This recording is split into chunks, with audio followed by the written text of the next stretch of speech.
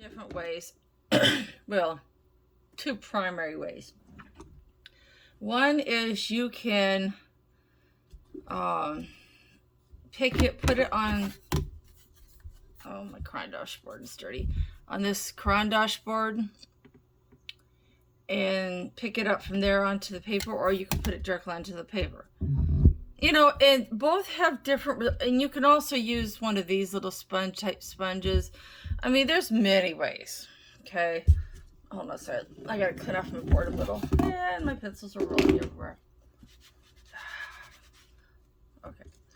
I also highly recommend a number of these type because you will need them. I guarantee it. Water media is messy. In fact, I would suggest 2 or 3, depending on what you're doing.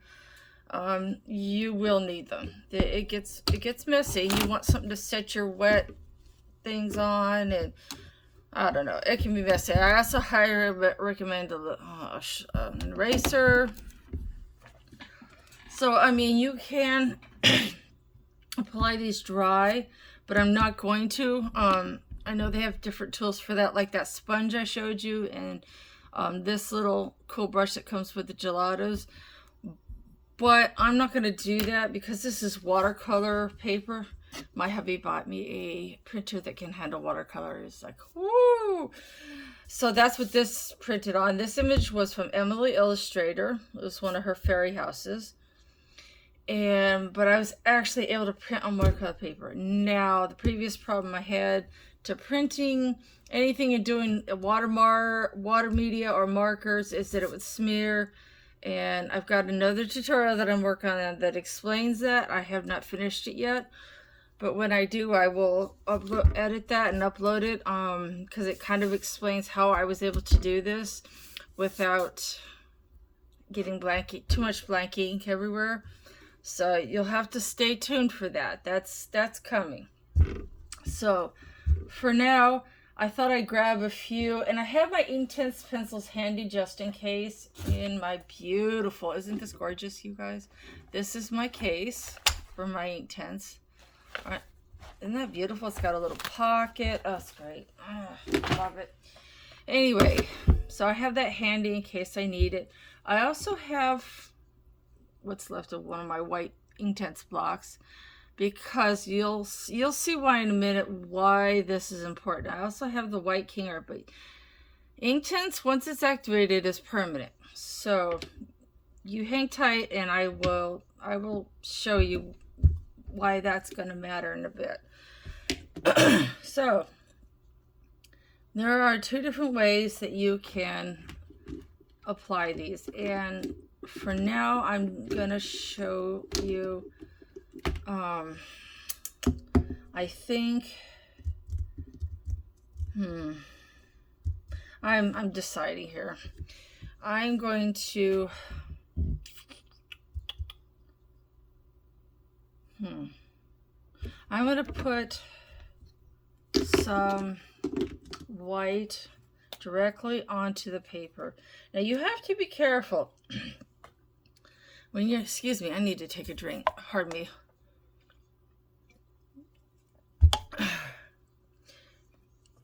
Okay, so anyway,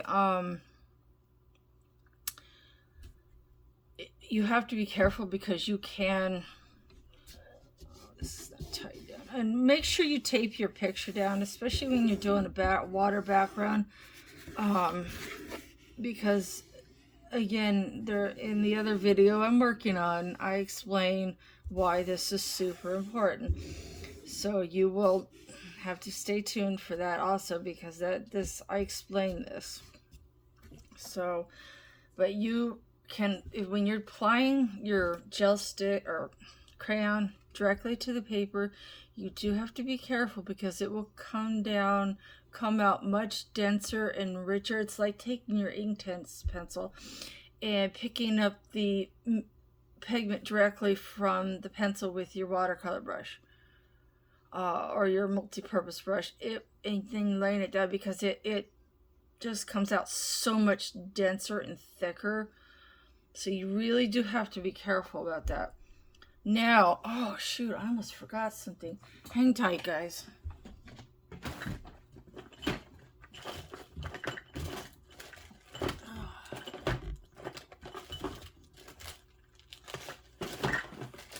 There it is. I almost forgot something.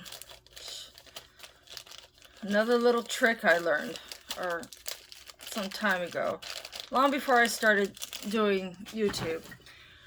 All right, this is a resist crayon. Okay, you can get these on Amazon. Some art stores have them, some don't.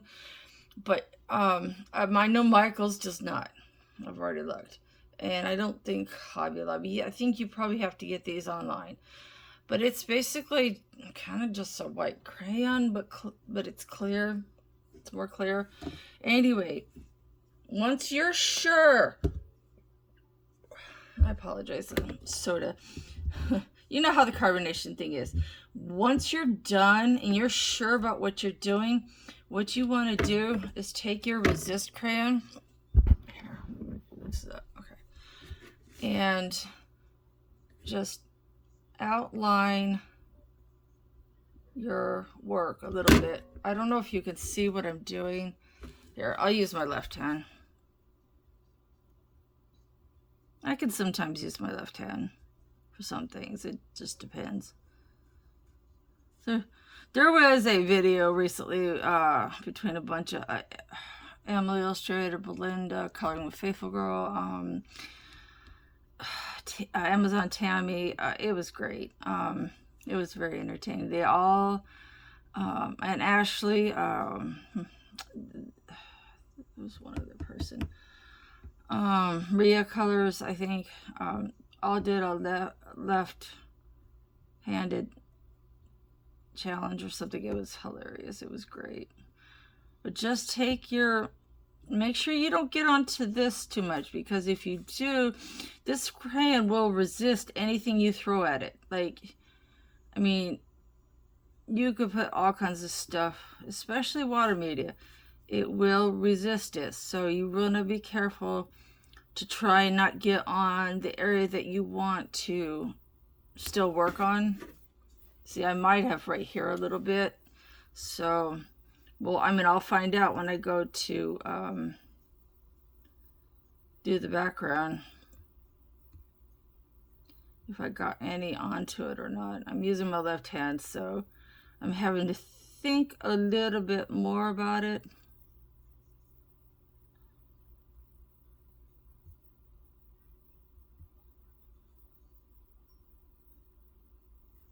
So if I get quiet, it's because I'm using my left hand. I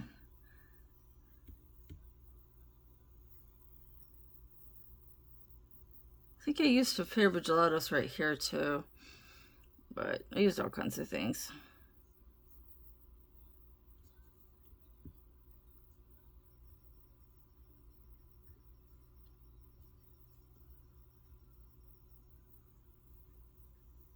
And you don't want to use too much of this crayon, because you can sort of, so it's like using too much of the Crayon Dash blender. You can things can end up getting dulled and sort of super waxy looking, and so you just have to kind of, and I cannot stress enough, be sure this is what you want, because getting rid of it is extremely hard. You can sometimes get rid of it with a battery operated, oh my god, words are hard. Sometimes you can get rid of that with a battery operated eraser, but it really is kind of difficult.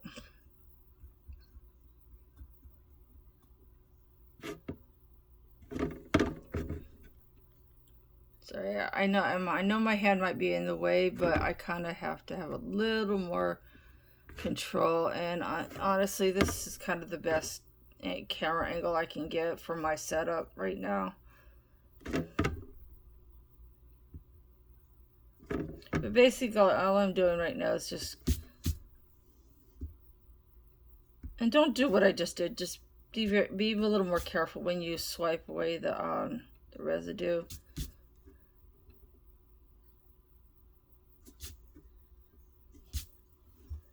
So I'm going to stop here and I'm going to do the rest of it and I'll be back. Okay, so just gently, and I mean gently, just kind of brush it away, but just very gently. If you're not using a brush, just be very gentle and you'll be fine. Oh, and make sure your paper is taped down good. Dang it. Wow. Hold on a second, guys.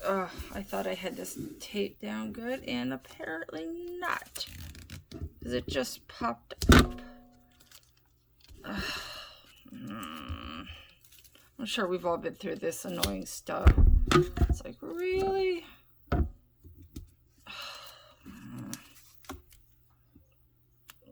I thought I had that. Apparently I did not have enough of the tape on the... Oh shoot, and I don't want to... I normally just slide my hands along to just do the pressure, but I can't because I don't want to slide that wax onto the background side of things. So, alright, well. Let's try this again. Dang, man. That was kind of annoying. I didn't have enough of the tape on the board and it just popped right up. Y'all saw it. I know you did. Let's check the other side to make sure. Yeah, that's just this one side. It's okay. No worries. Great. Just basically, I bought this at Michael's, I believe. And there is a trick to getting this up. I will show you. I will show you when I'm done here. Coloring with Faithful Girl, i.e. Belinda, showed me this trick, so I have to give credit where credit is due. And while it does get the tape up, it will take some of the paper with it, no matter what you do, even using this method. However, the thing that makes this method work, that I'm going to show you, is it just does it in a nice, neat way instead of being all jagged and stuff. So now what I'm going to do is I'm going to go back to doing this now that I did the other step that I forgot. And I'm going to apply this directly to the paper. And as I said, you do have to be careful because you will lay down a lot more pigment. You know, like with oil pastels, you'll lay down a lot more with anything really, you know, except for colored pencils. So I'm gonna use my left hand here so you all can see what I'm doing. I'm not too bad with my left hand. I should do a video just with my left hand, and you know what, I may do that. I was gonna do it some time ago when they had the stream, but my hand, I don't know if you could still see the little bruise. Sorry, it's my fabulous new wedding ring. I love it.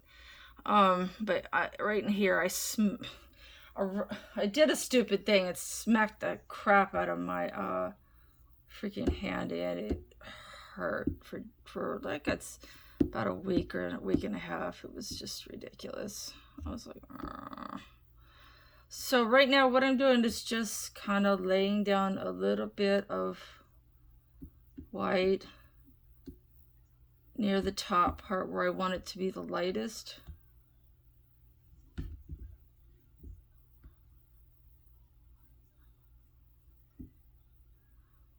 Oh, I hope you can't hear the TV. Sometimes I don't know, I like to have it in the background. Let's just get too quiet if I don't. Excuse me. Yeah, a frog in my throat. Now I'm going to take my lightest. So both of these were King Art, by the way. This is also King Art. Make sure you guys can see. Hold on.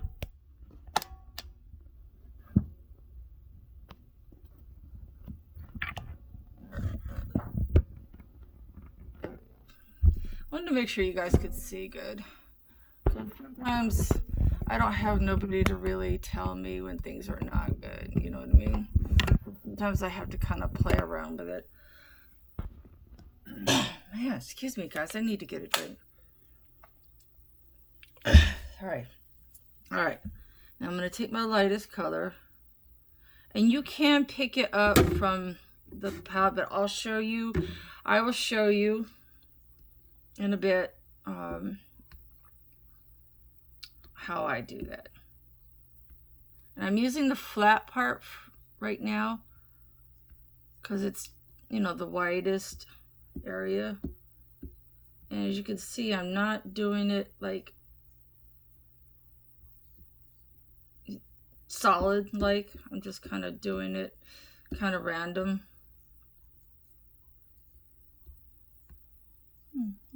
There must be a bubble there. Sorry, I'm talking to myself. I do it a lot. I'm gonna do my left hand, right hand. You know, is it me, or are there a lot more left-handed people in the artist community, whether it be coloring, painting, whatever? Is it me, or is there a lot more of lefties in the art community in general? I just noticed that. I mean, it seems to me like there's a... Now, my grandfather was a lefty, but he was not an artist whatsoever that I am aware of. But I see a lot of lefties.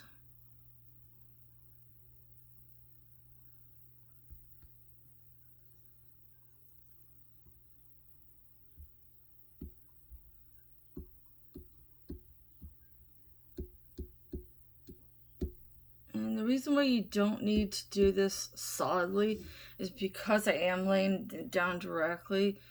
I kind of want it to smush, so to speak. Now this blue, I'm going toward the bottom. I just realized I need to get, I got to make sure that my blue flower here stands out. So I'm going to make sure I get my resist crayon and make sure I get this really good.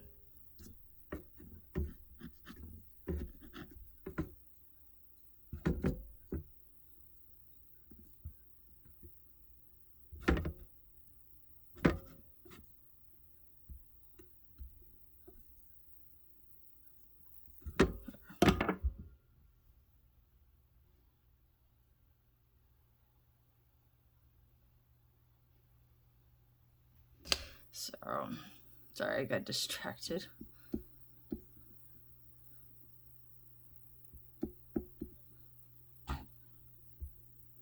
So, hopefully you guys can see what I'm doing here. Oops. And that's another reason why you should have an eraser handy or something of that sort, because sometimes you're gonna... See, I'll have to go back over that with like a colored pencil or something. I got a bit of the King Art crayon onto my thing there. And even though I was being gentle, it took a little piece of my thing off with it, and I'm not too happy about that.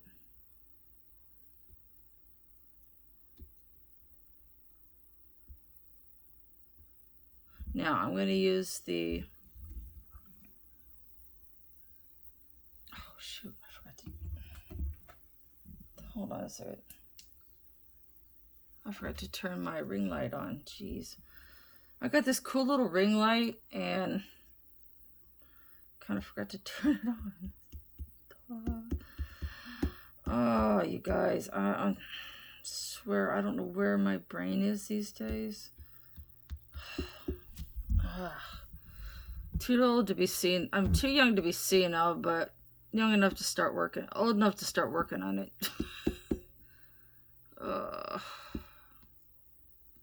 And I did do a little resist toward the bottom of the page so that if I decide I want to mess around with the water media there, my rocks came out great, and the bottom part of my steps, my steps came out great, so I just don't want them to be messed up. So That's why resist crayons are incredibly cool and important. Like I said, you can get them on Amazon. I think that they're a little pricey, but I mean, they're so great for when you want things to stay put and not get, you know, like messed up and whatever. They are fantastic for that.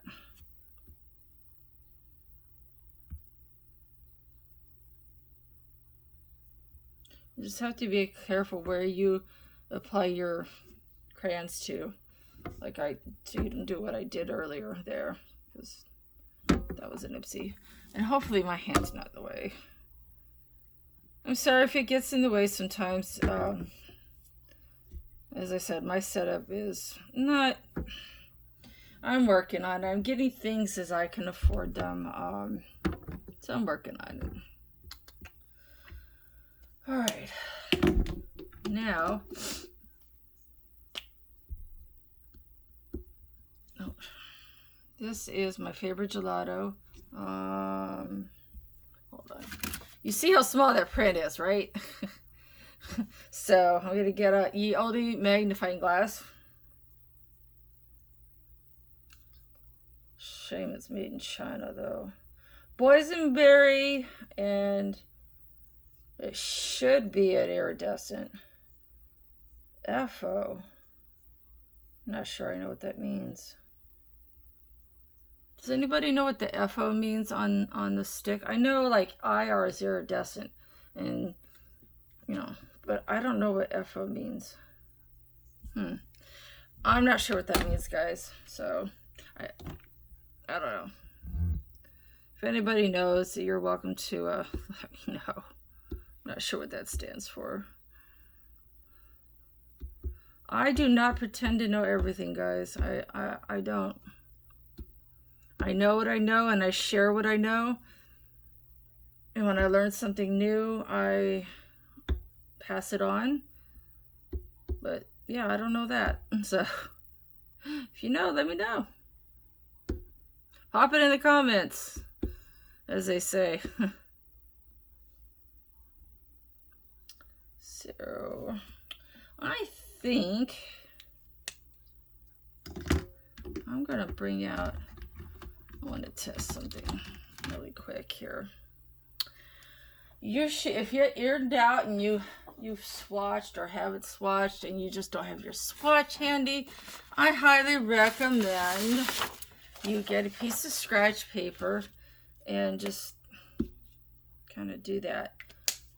And now, since this is a water media, instead of using one of my brushes, I'm just going to grab my water, and a Q-tip. That'll feel like pulling out my water media book. I'm being lazy. That's intriguing. This, they don't have the colors marked on the thing, which is sort of frustrating. There's not even a number. It's like, really, guys? But I think a little bit of this teal, just to break this up so it doesn't look entirely... like, so that blue flower doesn't entirely blend in. I'm going to put a little bit of this teal in just to kind of break it up a little bit. And again, you don't need to apply it like consistent. You can, but I find personally that if I'm applying it directly like this, which I don't do often, I usually pick it off the palette.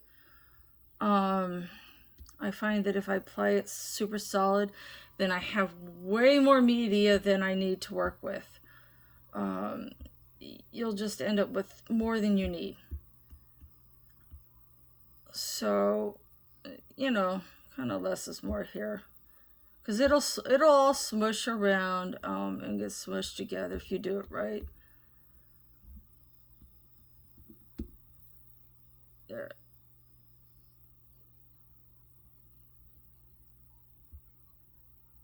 And I could, see, I used the resist crayon there, and you see how that just wiped almost completely off. Now, let's see, I think I need something for down here. Hang on a second, guys. Okay, I'm going to use my Sergeant Arts here. Sorry, I had to scooch myself in.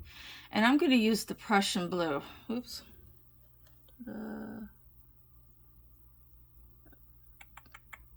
Okay. And these are the Sergeant Arts. You know, people say, oh, how come you have so many different kinds? Well, because, you know, it's like with color pencils. Each set varies. Some, you know, the shades vary, the palette varies, you know. So I'm going to get my handy dandy sharpener. I got this sharpener because I was tired of my bigger things not being able to sharpen them. This one's a little too big for most things, but it was either get way too big or way too little. And I don't want to use my electric sharpener or my hand sharpener, my nice Boss Stitch and Afmat, because I didn't want to get this wet media all over them, so that when I put my color pencils in, they end up kind of jacked up. So I came up with this solution, and it works. I just have to take a Q-tip, oh shoot, just slung water everywhere, like this, and just, you go in after each use and you just kind of go like that, and you clean it up and you're good to go. But I am actually looking for something. Hey guys, sorry I had to pause it for a second. So yeah, I hope you like this upbeat music I found. Let me know if you like it. I was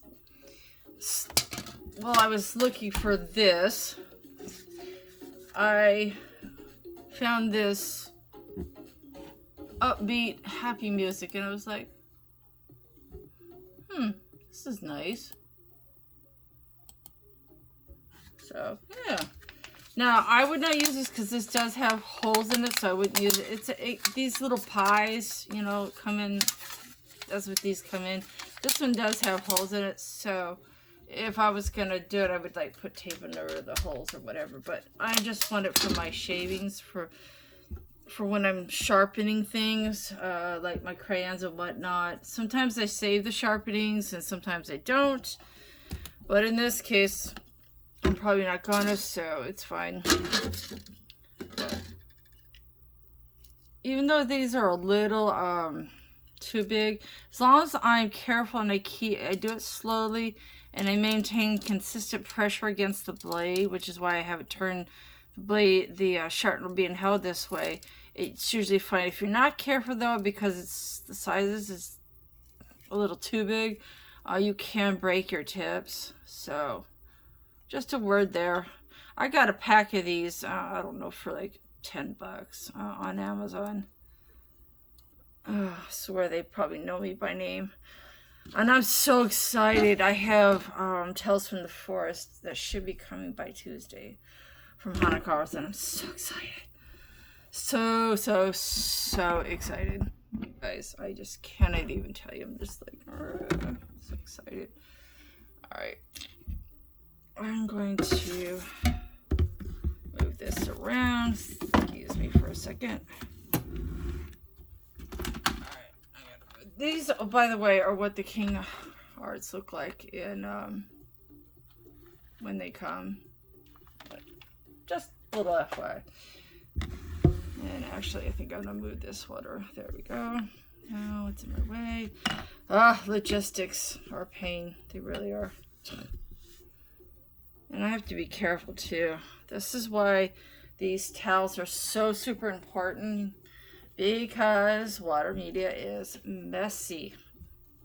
It's very messy. This is why you should always have a bunch of towels handy.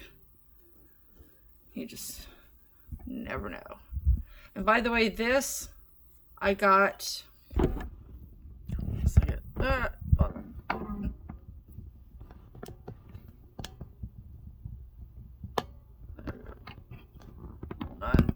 Sorry about that. I got this at the dollar store, and it's great because when you're doing your watercolor, you can do your primary rinse here, and then a secondary rinse here, and then another rinse if you want it here. And by the time you're done, your brush is really nice and clean for if you want to use it for other things. It's perfect. Like, and it cost me $1. So, just food for thought there if you live near like a Dollar Tree or Dollar General. I think that was a Dollar Tree. Yeah.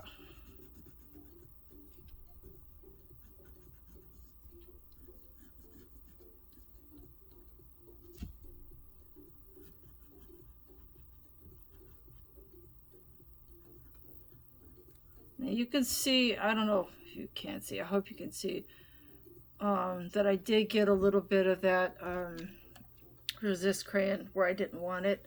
So I'm going to take one of the ways you can get around it is to take your little, and I highly recommend these type, and just kind of go over it, and make sure you clean your tip off after you do that. Like, grab a piece of one of these scratch paper and make sure you just kind of go over it so to get that residue off. It's really important, okay? Because then you're just going to spread that residue around if you don't. So, see? There we go. Problem solved. I like this little it's called Upbeat Work Music, and it's by Beautiful Music is the YouTube name. I kind of like it. And somebody gave it a thumbs down. I'm thinking, oh, why? Really? Oh, weirdo. I like it. I don't know. Some people are just weird.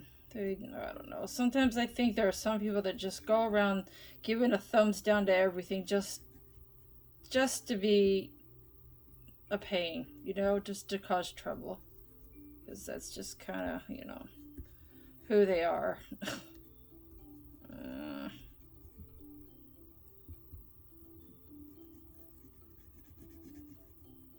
Now, I got a little here, but it's not too bad. Oh, sorry, you probably can't see what I'm doing. Hold on, guys. I'm gonna have to move my water again. I need a bigger desk, guys. I need one of those like L desks or something.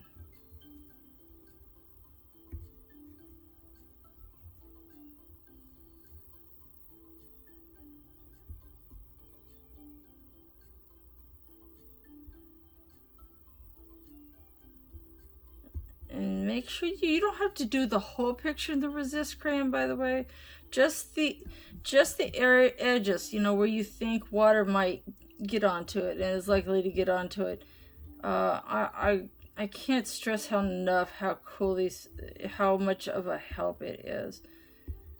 And even if you're not doing, say if you're doing markers, it will resist markers, water media, pretty much anything.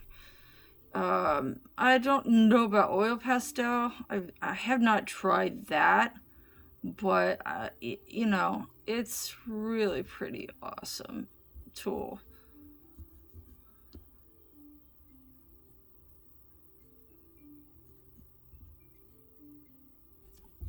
And you know what I can do too is, for all the stuff that I'm using here, I will post Amazon links to them in the description. I'm not an affiliate, so I can't do like things the way some might. I'm working on that. I think I'm gonna try to arrange that soon, but I'm kind of waiting till I have a few more followers, I think, because right now I don't think I have enough for it to. So please hit that like and subscribe. I don't upload. I usually upload at least once a week. Sometimes more if I can, but I do have physical disabilities, and life can make it hard for me to get in the time to record and edit and all this other stuff. It can be a challenge. So sometimes I don't get to it as much as I would like, because I have a lot of things that I'm learning, and I just want to like share it and pass it on, you know. So having said that, I think I've got this the way I want, and I'm going to add this last, and you'll see, and maybe even a bit more of this. We'll see. You'll see why. I'm going to put this here so that my stuff doesn't roll off my desk. Here, let's get this out of the way. All right. There we go. That should be good. All right. Now I'm going to start with, so I'm actually going to set this water thing aside because for the time being, I'm going to use a couple of my watercolor brushes. So I have a couple of different sizes that I'm going to use. And don't forget about this. I will show you this. It's to be shown. So I'm going to start with my wider brush, and let's see. I'm going to change this around so you guys can see better, I hope. Hold on a second. So, okay. So I tilted it a little bit. I'm sorry. I kind of had to. And I'm going to set my water brush down here. Now with these, oh, wait a minute. Hold up a second. I'll be right back. So, excuse me. I almost forgot about these. I got these just yesterday. Oh, yeah, look. I was like, ooh. There's no flat one, which is kind of hard. And I have to admit, filling these up was a little tricky. Because you basically, unlike these ones, these type, which I believe this is like from Woohoo, you just hold it under the water and it fills itself. These ones you gotta squeeze and draw, and as you let go, it draws the water in. There's a button on either side here that kind of helps you control the water flow, which is one of the reasons why I bought them, right? And I also, not to mention, I also used a bunch of my Supras on. I used a lot of Supra as my base for the mushrooms. I used a whole ton of Supra, my Crayon Dash, and it's Crayon Dash, not Karen, Crayon Dash. Just throwing that out there. I actually did learn how to say that properly. So this pack came in 3 sizes. So I guess, let's see. I know this isn't about that, but it's about backgrounds, but I was just like, oh, I forgot about these. What a good way to show these off. Oh, this one's cool. Check that out, you guys. Look at that tip. I don't think I've ever seen a tip like that on a water brush worker. How cool is that? Ooh. Ooh, that could be good for you when you're doing like small spaces and stuff. Ooh. Ooh, ooh, ooh. Nice. Very nice. So, let's get to it though. I think for the top, for the very top here, I'm still going to go ahead and use this brush because you see how it's flat? You can cover a nicer swath of area. These brushes, I got them for basically when I was doing small areas in detail. This brush is good. This brush, which is, like I said, I think it's Ohu. It's either Ohu or Derwent. I've had them for so long, I forgot. But they're nice set, and I think it's Ohu because I have this one too. They're really nice, but I wanted something a little more refined. So, having said that, I'm going to try to get over here so that I'm not in y'all's way. And these you just give them a little squeeze, but not too much. And I would suggest you do it on like a rag or something of that sort, paper towel, whatever. Just give it a good shake and a couple squeezes. These are, they can be, there's a learning curve to these things. There really is. Yeah, I got a pop there. I knew it. I know that was why that was popping up. Make sure everything is taped down good, or you're going to get a pop like I just did. And it will affect how your water lays down, so I'm going to have to stick my finger there. I didn't tape it good enough, and you know that happens. Yeah, it happens. And sometimes it takes a minute for the water to kind of get flowing, but once it does, it's good to go. Sometimes it can come out more than what you want and a little too fast. And also these nibs can get clogged. So you have to kind of take them off and run just the nib and run some water through it, or some pink soap, which I will also put a link to, because I think it's super, super, it's much gentler on your brushes than, like, say, even dish soap. It's much gentler. Your brushes will last longer.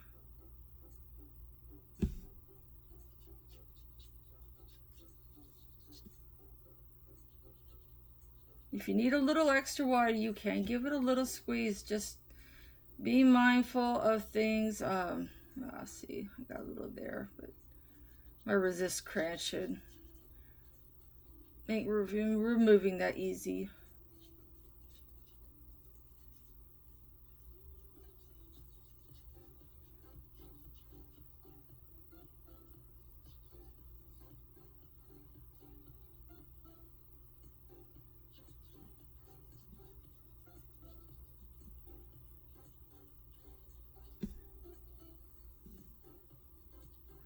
And make sure, if you're doing a white area too, to have it this way instead of like what I was doing, because if you have it this way where the flat part is this, like this, you're gonna get a lot of narrow streaks. So you want to kind of just basically turn it sideways.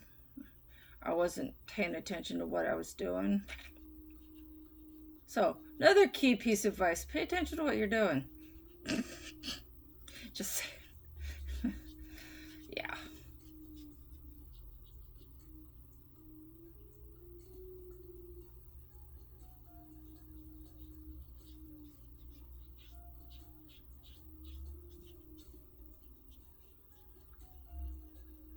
And if you need to get little tiny areas, just see how I'm going in circles and then I'm bringing it out slowly. That works good too. And because I have that resist crayon down, I don't have to worry so much about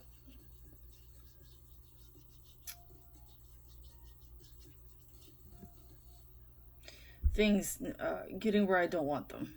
Sorry, I was searching for my words. I do apologize. I'm not always the most eloquent speaker. I sometimes it takes me a minute to search for my words. But I'm not a professional speaker. I am just an avid artist in colors. I just love doing art, you know. I'm not the greatest, like, freehand drawer. It's really not my specialty. But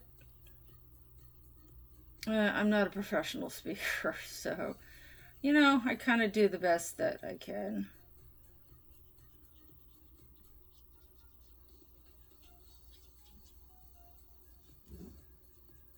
Hopefully you can still see over here. Should be able to. And see, the tip's getting clogged, so I'm going to take my water here that I have sitting kind of off to the side and just rinse my brush out. Even though I'm not changing colors, the tips can become a little clogged, and if you don't feel like going up and rinsing the brush full on out without, you know, with taking it off and everything, that can help. So it's a good idea to still have like water handy.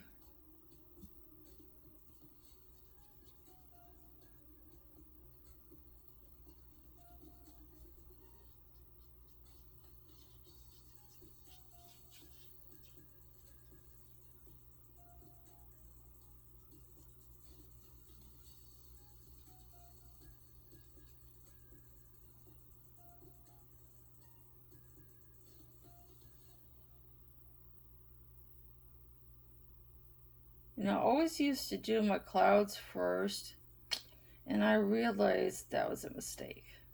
And you'll see why in a bit.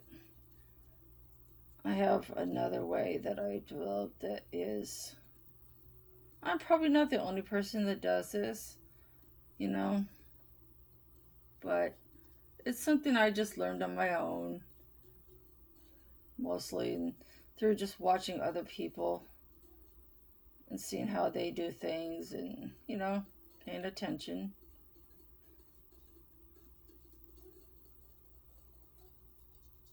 You surround yourself with people that are true, experienced artists, which I'm getting there. Um, but I mean, like this one streamer I watch, she actually has a degree in art. I mean, she has a BA in art, so it's like, she really knows what she's doing, like far more than me.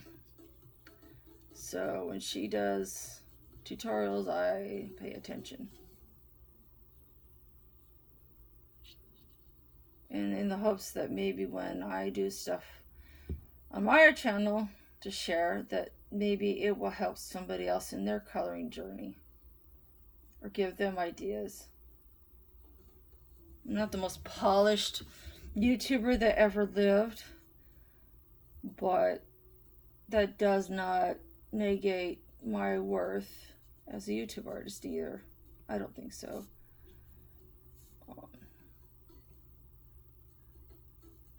And some people might disagree. That's okay. I'm cool with that. Every once in a while, just kind of check to make sure your tape is down. Just run your finger over it. I have this on a drawing board. I have several of them, and they're fantastic things. You just have to be extremely vigilant when you clean them. You can't clean them with any kind of soap. And you have to be careful even with the water that you use, because there is a thin little veneer that is on them, and it comes off, and then you end up with like splotchies, as I call them. So I just take a clean, dry towel and I just kind of wipe them down. I've learned the hard way after ruining several and thinking, well, maybe what I used just wasn't clean enough. But you know, I pay between $12 and $20 for them, and they're depending on the size, and they're really nice. They have, as you can see, they have these notches. I don't know if you can see that, but it's for the rubber bands that I can put in them to kind of, it helps hold my art if it's not taped down or something, and I don't have to necessarily hold on to the art piece. They're really cool, but they are a little bit fragile in terms of that veneer comes off super easy. And so I take the old ones and I use them from when I'm doing water media, so that if it bleeds through or whatever, I don't care. And I think I'm about ready to switch to a different brush now.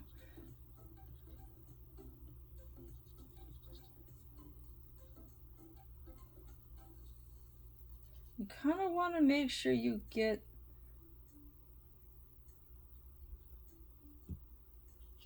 things, I could tell where I kind of, I'll show you, I kind of got overshot the thing a little bit, so right in here, this is one of the ways you can fix it.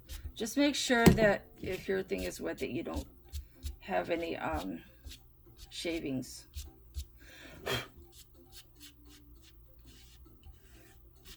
There.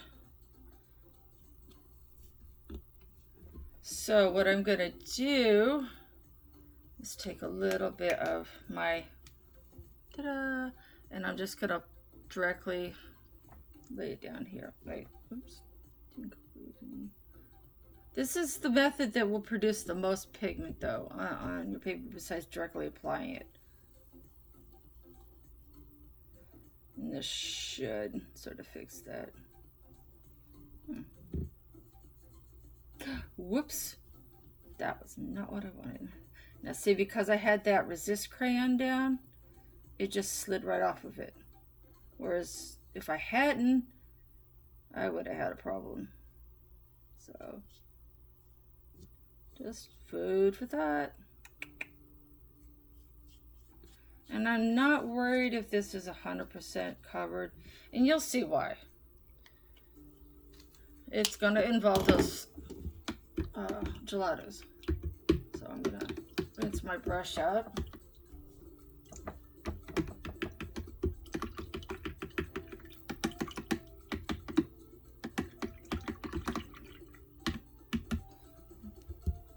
Brush.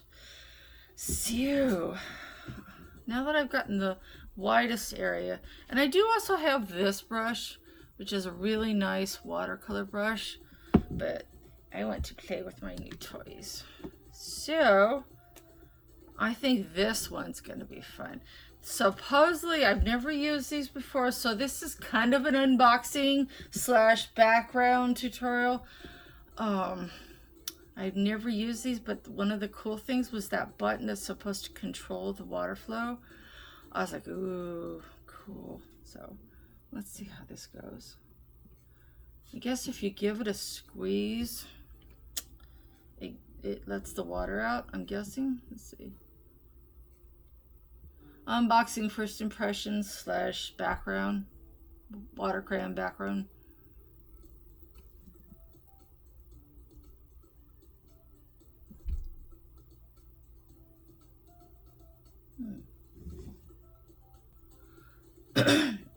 So you basically just give it a squeeze. Make sure the brush is saturated first. This is kind of almost like a marker kind of a nib to it.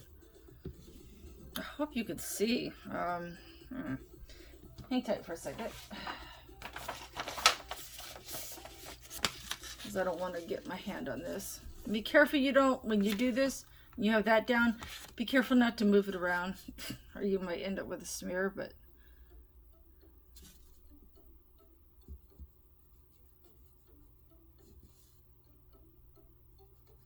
I guess you give a squeeze and it lets the water out, which seems to be the case.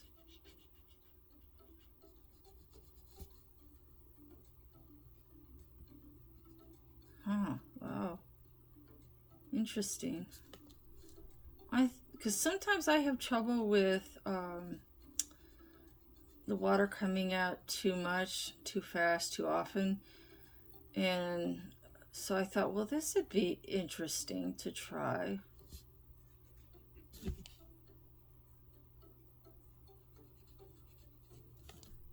Very interesting. And if you want to have it a little dry, it kind of seems to push it around. There's definitely not enough of the blue, though. But you know what? That's okay, because I'm going to do something else.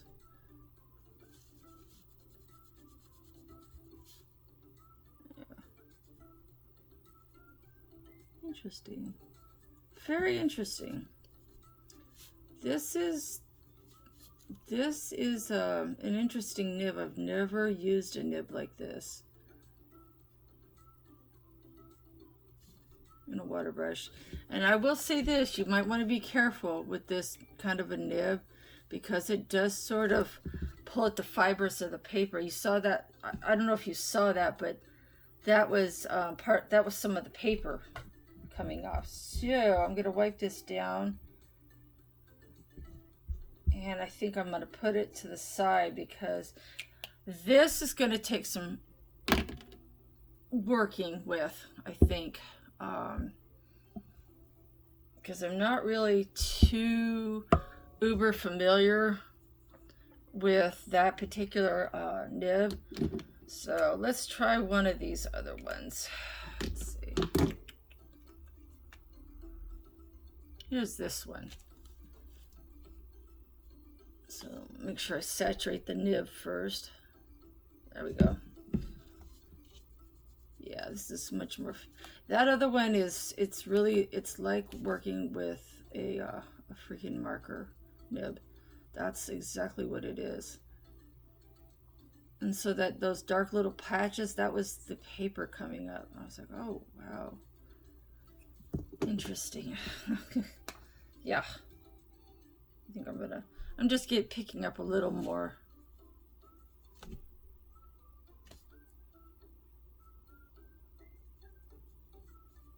Kind of digging this music. Yeah, see, do you see what that other nib did though? I don't know if you can see that.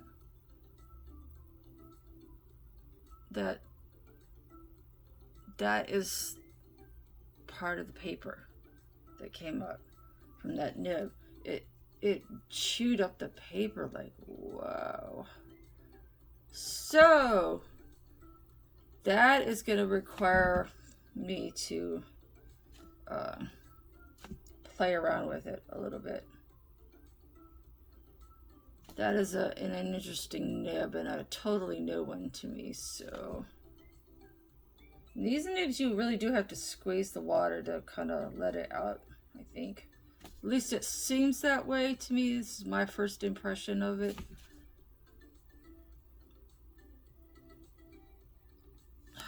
Wow. Not sure what's going on with the paper here.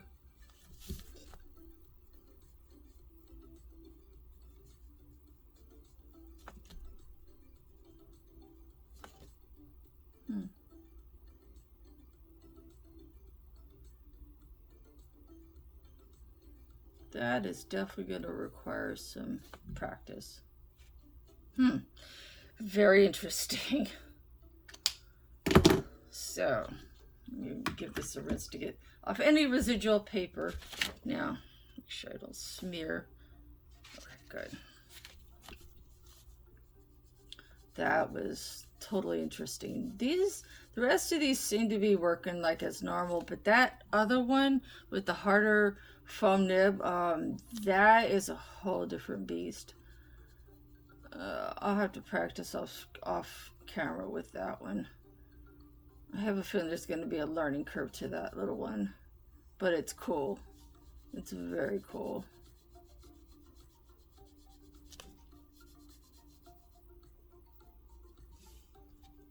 You see how I did that tip and I just wiped it off because I had that resist crayon, and I just wiped it right off and it came right off, which it would not have done before.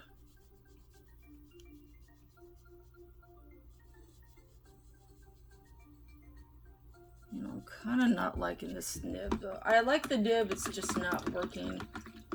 It's not working for the particular thing that I want to do.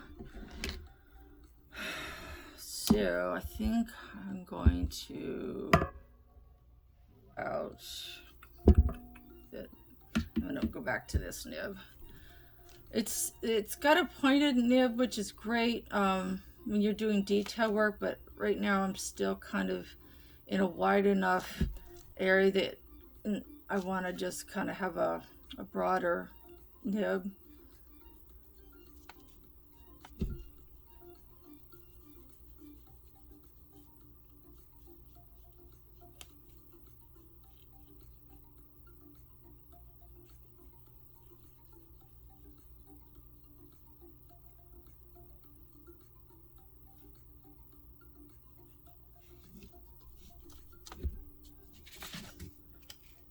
And again, you want to be careful that you don't, when you're doing this, that you don't push it around too much, because you might end up having things get where you don't want them.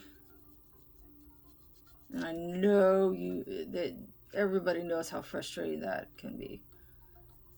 So lay it down, but just try to keep it still. neighbor's dogs better not start barking.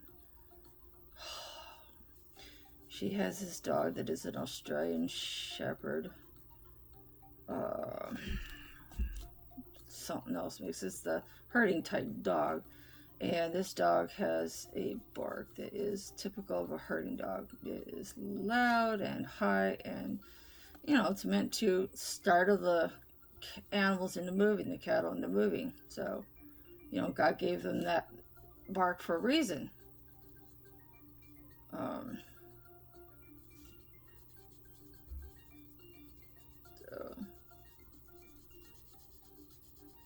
And I just kind of go on like this, and I kind of just blend it lightly up a little bit. Not all the way, though. And again, you want to use your flat brush this way and not this way. I don't know. Basically, ow, jeez, I just poked myself. Ouch. Corners of my drawing board are sharp. You want to have it, instead of this way, you want to turn it and have it this way. I just poked myself in a place I'd rather not discuss. Ouch. These boards are cool though. I got them off of Blick.com. Blick does have brick and mortar stores. I don't know that we live near one, but that's where I got these from. They're like between $12 and $20 depending on the size. Or I may have already said that. I may have already told you. I don't know. Some days I question my senility, but it's alright. Growing old ain't for sissies, man. It really is not. So, now that I've kind of gone over there, I'm going to do a little bit more of this, and I will be back. Okay, so, as you can see, I've gotten some of the, most of the major areas done, but not quite 100%, but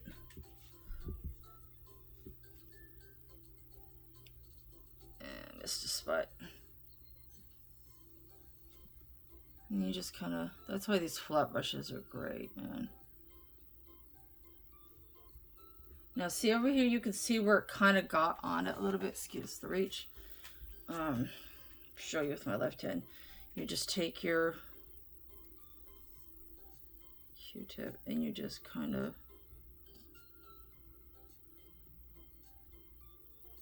wipe it off.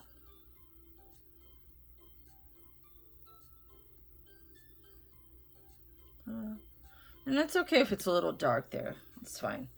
So I'm going to rinse my little flat brush off.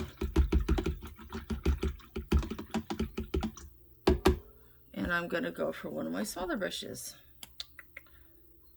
I think I'm going to go back to my new brush. Woohoo! Aren't these amazing? Look at this, you guys. Okay. Yeah. So, one of the ways, and you have to pardon me because I'm learning how to use these,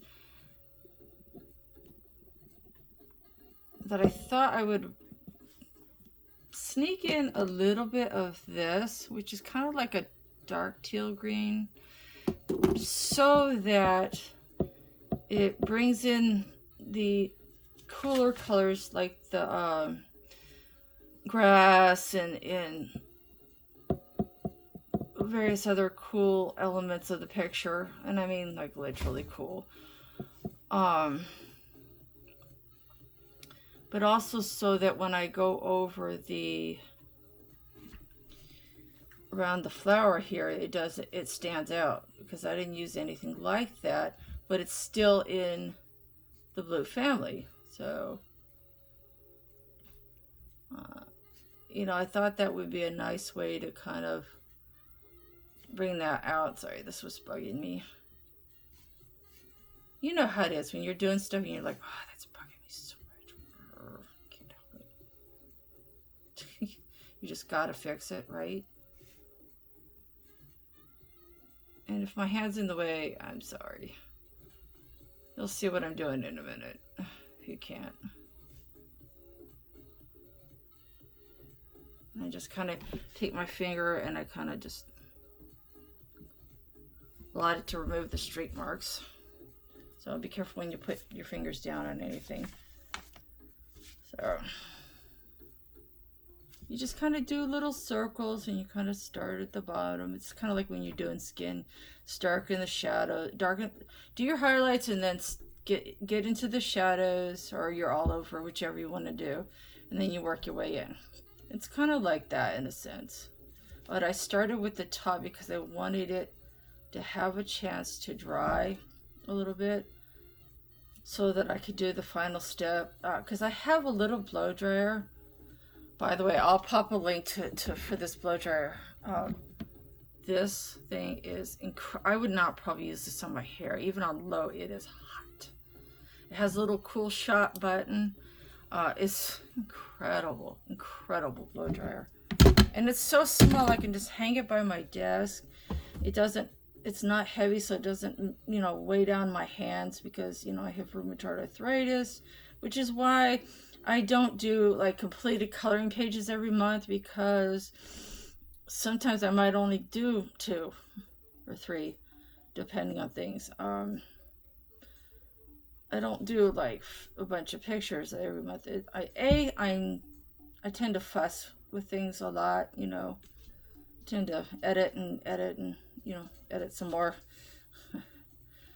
And with me and my issues, I can't always color in marathon sessions, so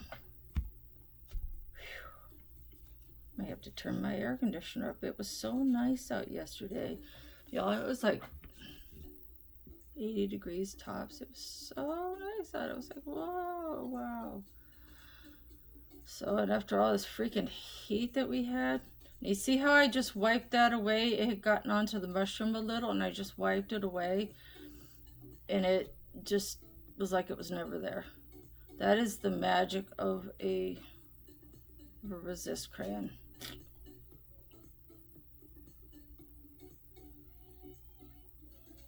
So I hope that music's not too loud. Kind of like it though. It's nice. The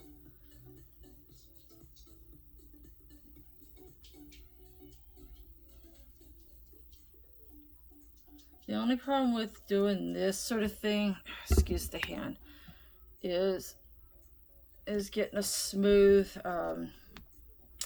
gradient. I gotta move my water. Hold on. Sorry guys, bear with me.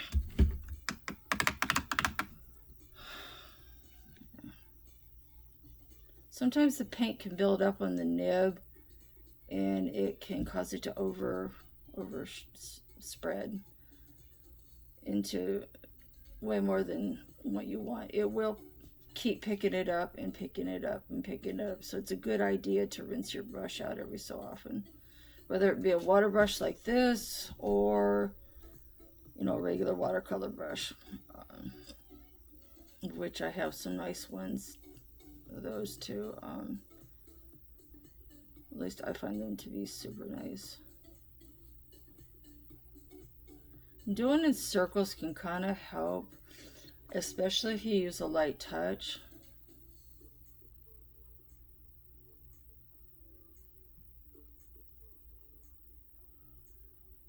It kind of spreads it out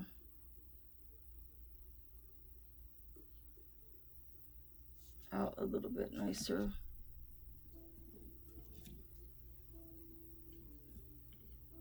Oh, sorry. My kitty had the zoomies for a couple minutes there.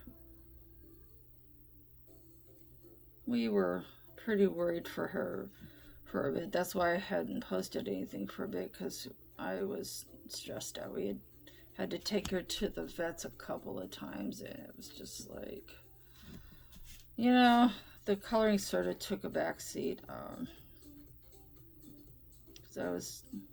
She kept, having intestinal issues, and I'll just leave it at that because I don't want to gross people out.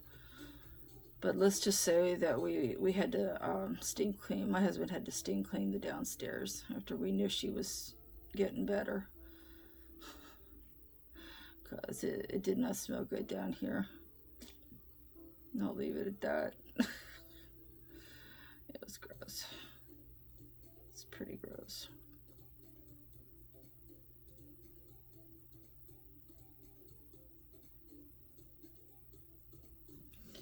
So I'm gonna, as you can see, this is kind of how this is working. And every once in a while, I might just take a little bit and just kind of pop it up here. If I get a little bit of this color difference, I might just kind of pop it up here a little bit in a very loose fashion. Just to sort of keep the gradient nice. You want to do like when you take your darker area, you want to kind of just blend it up 50%, and eventually, and you just kind of keep doing that, especially in this type of background. It kind of keeps that gradient. So I'm gonna finish this and feed her before, you know, I get like murdered in my sleep or something. So I'll be right back. Okay, I have gotten most of the rest of this done, and I have been laying down a little bit of this Faber Castell gelato, and I believe this is called Snow Cone, and it is from the Brights collection. It's pretty. And then the other one that I've got down on my little Crayon dashboard is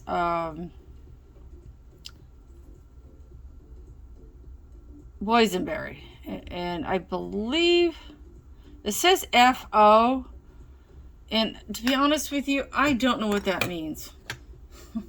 I know like IR is iridescent, but I don't know what FO means, because I have a translucent, which it just says, they say straight up translucent on the barrel.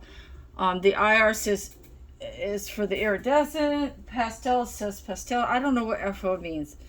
So I don't know. If you know, pop it in the comments. I would love to know. But these are the two colors that I'm kind of using to sort of blend some of this out. Because as you can see, it looks pretty rough right now. And that's okay. This is what they call the ugly phase, not the mushroom, but the background. This is what they call the ugly phase. So don't worry, don't freak out. It will pass. This too shall pass. So if the ugly face says to you, "You shall not pass," don't believe him. It's a lie. Yeah. Sorry, I didn't mean to go like all nerd on you. Anyway, so I'm going to take a little bit of this snow cone, and I've already gone over it some, and I'm just going to kind of lightly, and you don't want to go too heavy-handed with it, because the paper fibers are already compromised because of the watercolor, stuff that was laid down. So you just kind of, this is kind of like blending out in a sense. You can use a little brush, let's see, or like you can put on some pastels if you want. I have this that I could, if assuming it was dry, you could use the pan pastels. And if you wanted to use these gelatos and crayons or whatever, you can use a little tool like this, which you just kind of go like that. You could do that. If your paper fibers become too deteriorated, but you have to be careful when you're using that little brush I just showed you. Those things can really grab at the paper fibers, so I would not suggest using that if your paper is too compromised. If it's really used up. I would not suggest it because I've seen it, I've experienced it. It will tear the paper in a way that you will not appreciate. So right now what I'm trying to do is just get some water. My brush is a little clogged, so I just dip it and rinse it out in some water, and then I just kind of give it a good squeeze because it doesn't have a button like the Crayon one. That is amazing, by the way. And I'm just kind of, I haven't given up. I'm going to use this. I promise. You just gotta keep watching. So, as I said, right now I'm just kind of blending out the blue a little bit. Oops, wrong color. Dang.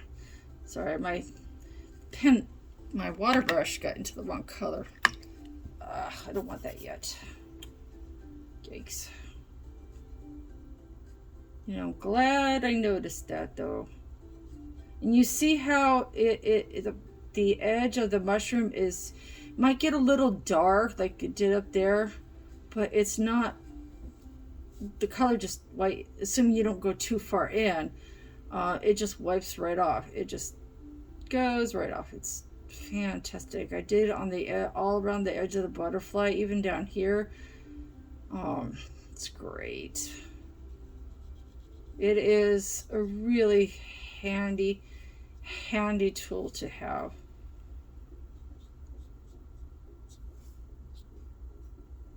There it goes. So I'm going to grab for that darker color now. I believe it was called boysenberry. And I'm going to squeeze, so I want a little extra water to come out so it's dilutes it a little bit more.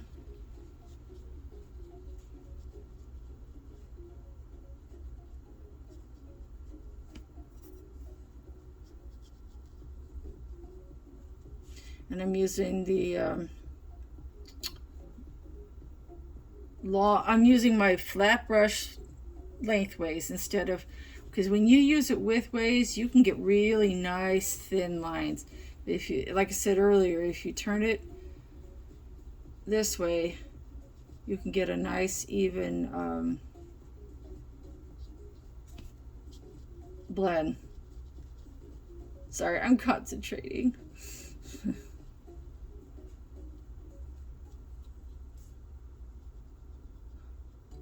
You know, I have to admit, I almost gave up, and sometimes I still want to, when I see that, you know, I'm giving it everything I have, and it's like, I get maybe 9 views, and I'm just like, oh, it's kind of discouraging. But I also know that there's a lot of competition out there. There's a lot of other people that, you know, maybe they know a lot more than I do at this point. I know a lot, but, you know, there's people that have, like, actual, like, years and years and years and years of experience, and I don't.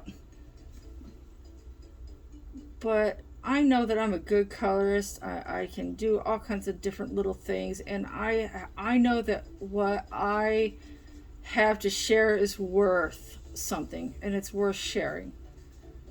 And so if you get discouraged like that, don't let the fact that there's always going to be somebody that is better than you or worse than you even. You know, it's, everybody has different skill levels, and as long as you're not trying to be something you're not. Like if I was to go out there and say, you know, I'm a professional artist with 20 years experience and a degree in art, you know, that would be bad, because then I would just be a liar. To put it bluntly. But I have never once said that I was anything like that. Now see, this paper is getting a little deteriorated. I can tell by the way it's laying down. So I've got to be a little bit careful.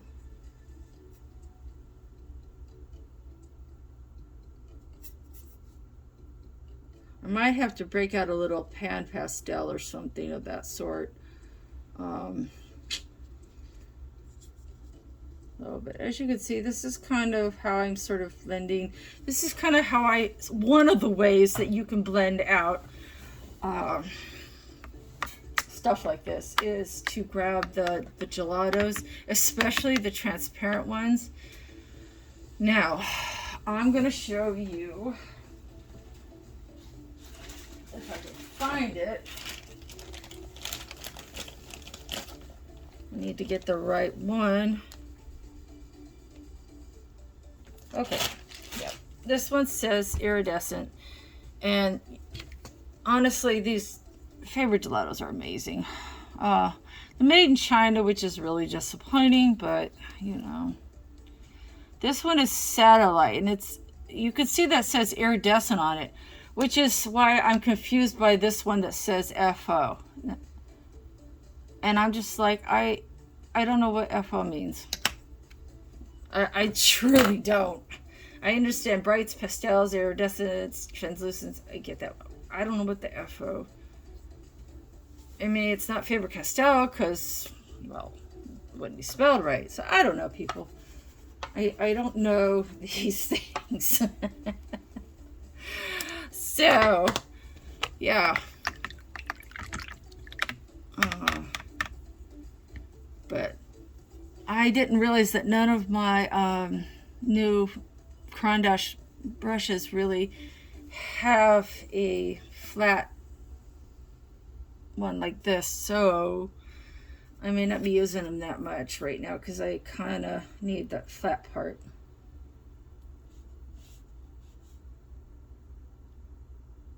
And this is satellite from the iridescent. Oh, it's so pretty. That's what it looks like on the board. And by the way, this Crayon board, somebody talked me into getting this. Shell from Shell Arty, I believe, is the one. Oh man, I'm glad I did. This is the best thing to use for your like your water soluble crayons, your gelatos, which is kind of what they are.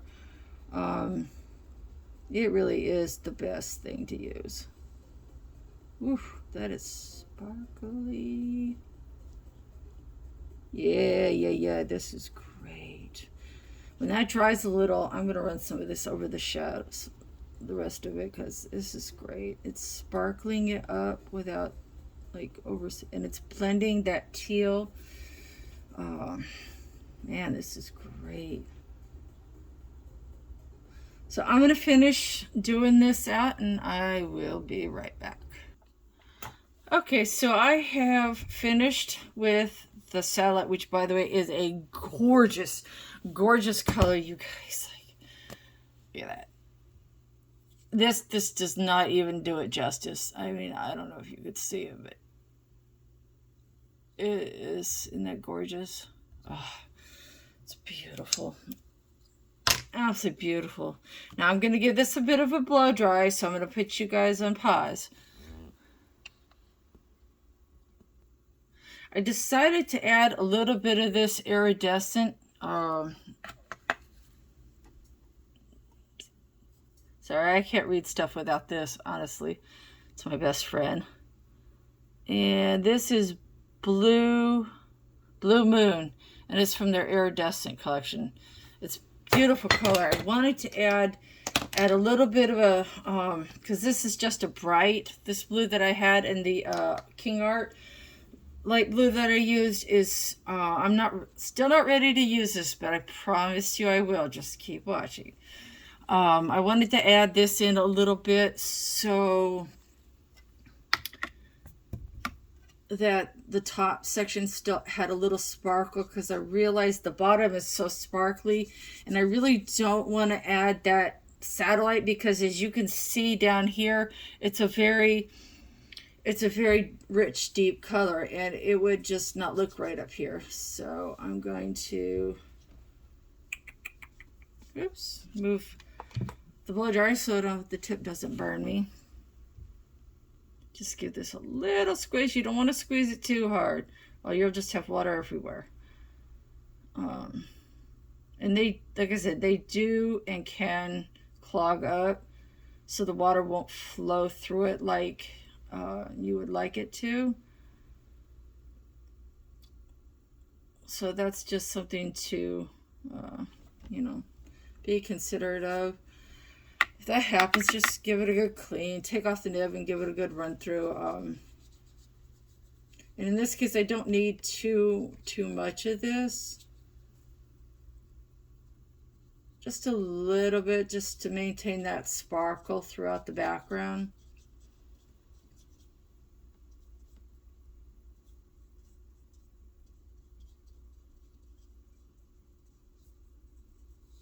And then we're going to give it a go with the blow dryer. Honestly, I will pop an Amazon link to this little blow dryer because it is amazing. Like when I'm doing my nails. And paper is popping up on me. I'm kind of pushing it. It's a good heavy paper, but I'm pushing it a little past its boundaries. And I think it's like 300 or something. It's a pretty good heavy paper, but it's taken a lot of abuse doing this background, so.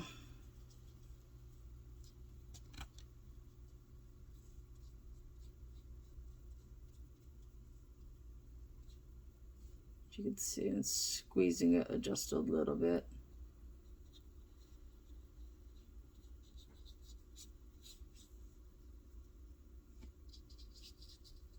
I might just, what I'm going to do here is, like I do with my Inktense pencils, is just directly make sure it's wet, but not like super wet. You don't want it to run off on your picture, so hold it over there and just apply it directly. There, see, just like that. And that way it doesn't deteriorate, it doesn't rub at the paper quite so much.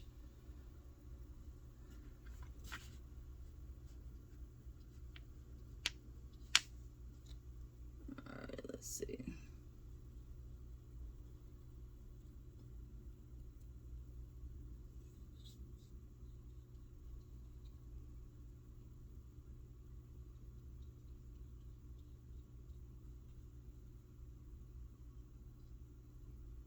I think I'm going to bring it down here a little bit, so I am going to put it directly on here, but not too much.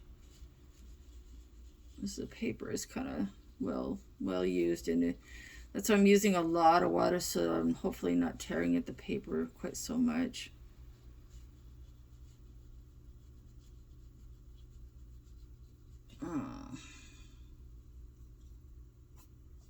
Here, I'll put it on my board.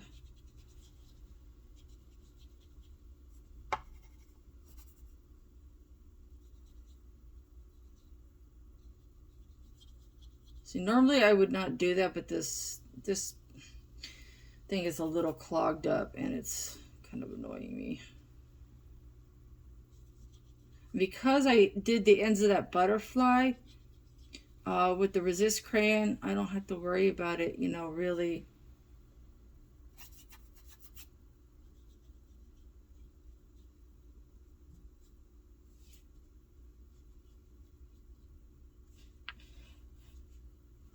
Okay. Yeah, my brushes need to have the nibs taken off, and just having some hot water run through it, it usually helps. Okay, I'm about to blow dry now. Okay, so I've gone ahead and blown it dry. And also you want to make sure too, because it will loosen this a little bit, just run your finger over it, like make sure it's you know, reattached. The other little tip I'm going to give you, if you're still watching, is when you're using a little blow dryer, especially a little intense one like this one is, most of them have like what they call a cool shot button. See that right there? when you're done actually mostly drying it, take this little cool shot button, and most of the time you have to hold it down or it will be cold. And run your blow dryer over it like this and cool the paper down. And the reason why I say this matters is because not only does it cause the paper fibers to sort of shrink, you know, kind of tighten back up, but it causes the tape to kind of not be so hot, which loosens the glue. And when your work is, the paper is cooled down, it tends to be a little more easier to continue working with. Although I'm a little bit limited now in the wet because I don't know, I wish you could feel, but the paper is, you can feel how it's gotten a little bumpy, and even though I've cooled it back down so that it's settled back down, I won't be able to do a ton of more stuff to it with the wet media. For that reason, you really, and I won't be using this because it will tear at the paper if I'm not super careful.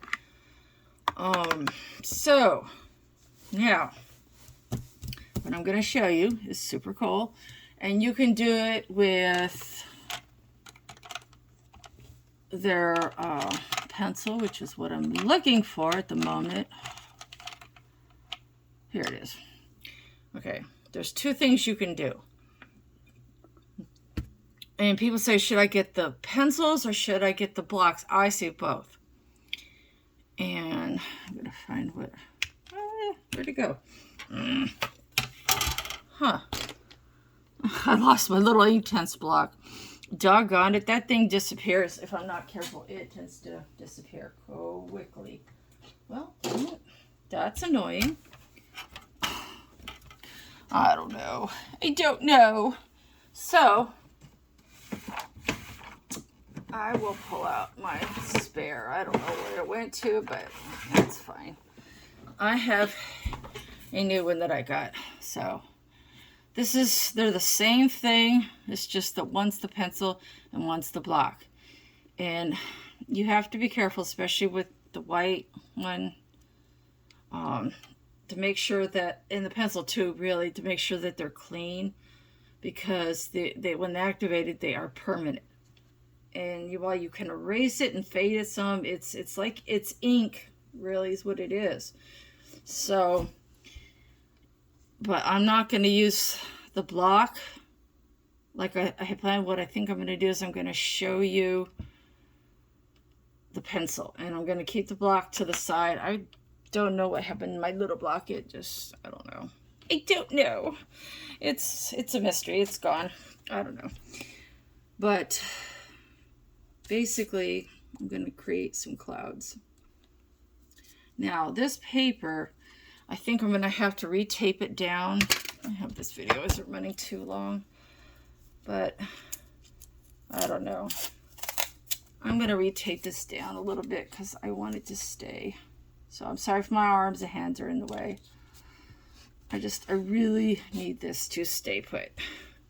And some of it has come a bit loose. Okay. All right.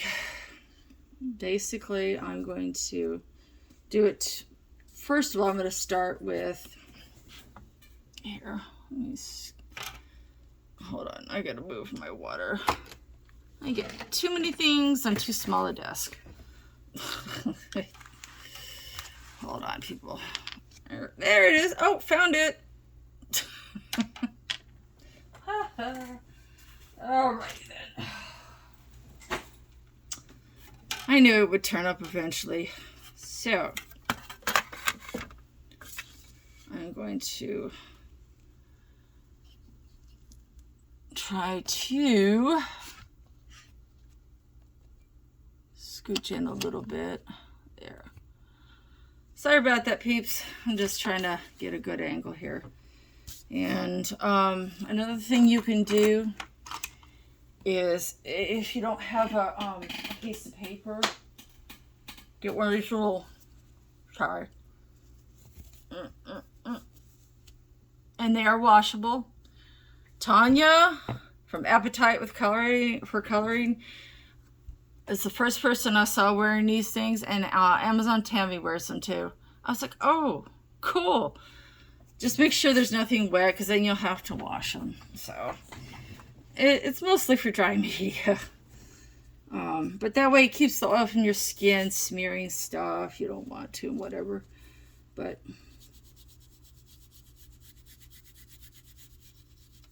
now what I could do is an oil pastel, and I kind of wish I'd thought of that, because that way I wouldn't have to get it wet. But this will work too. I just have to be careful because the fibers are so tore up, used, abused. Had a lot of media, and the more wet you lay on, even if it's a good heavy water paper, the more you do it, the more it's going to tear up and disperse those fibers, and eat at them, so to speak. I don't know if that's a good word, but.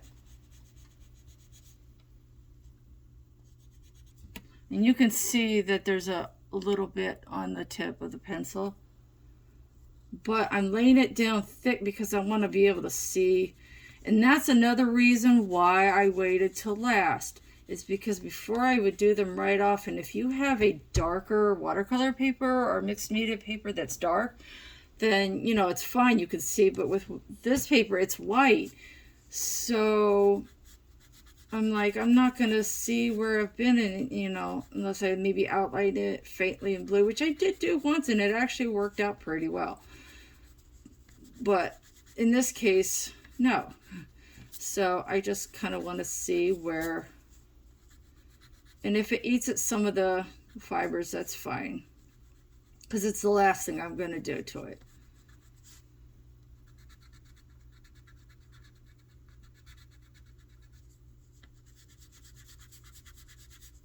And I'm pushing pretty hard too, so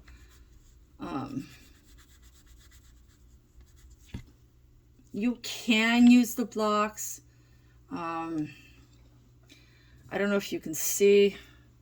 I'll try to use my left hand so you can see. All right. Oops. Oh, that is actually working out a little better. Oh, dang it. Oops. Damn. Look at that. Wow. Check it out, guys. Yup. That just happened. Hold on. I gotta move my thing in closer. Sorry. Hold on. Camera issues. There we go. Hold on. I'm sorry, guys. Bear with me here. Don't tune me out, I promise. I'm just having a little issue with my camera. There we go. Okay. Ouch. Oh yeah, little FYI. Watch how hard you push with these, because they will break. Dang. Yeah. So, yeah. But you can push a little harder with these, but beware, they will, as you just saw, they will break sometimes. So, but they're both good. Get them both if you can. If not, start out with the pencils. And then, get the bricks as you can. There's a nice set of 24 for about 80 something, I think, maybe less. I'll have to look it up. I'll pop it into the comments if I can. I'll find it in my order history for Amazon, or Blick. Oops, Oh, okay. Oops. Anyway, as you can see, it laid it down much harder. Now,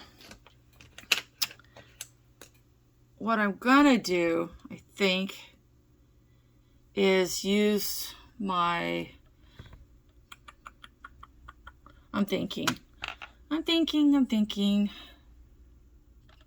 Well, I take back what I said. I did a little test piece with this here, and it actually went better than I thought it would.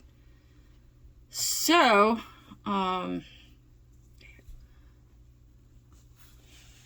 may not be able to see what I'm doing here. I'm sorry if my hand's in the way. Here. Yeah, let me move. Yeah, so hopefully you can see better. Whoops. There we go. I know that's a little close, but that you should be able to see better now. I changed the where my little stand is positioned. This is actually not tearing it up as much as I thought it would. I'm kind of surprised. It's going on like an oil pastel, which, I would have thought that this would have tore at it more, but I'm using a gentle hand, so I'll use my left hand so you guys can see. I'm not pushing super hard. There's some dust. I'm just gently blowing it away. You do want to be careful where you get this stuff though, because like I said, when you activate it, it is permanent. So beware.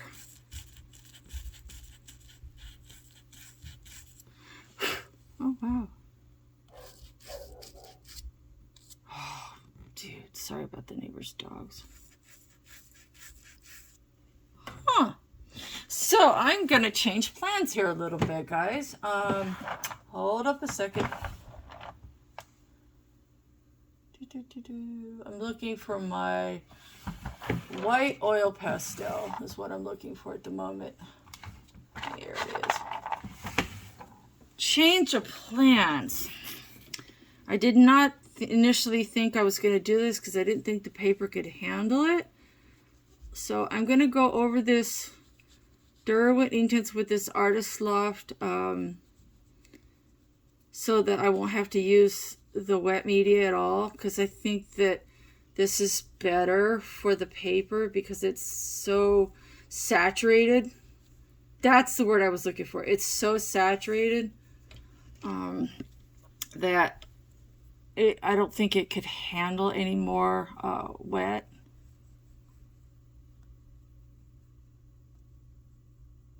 And by going over it with the oil pastel, what I'm doing is kind of sealing that Derwent in a little bit, so there's no chance of it getting on anything else.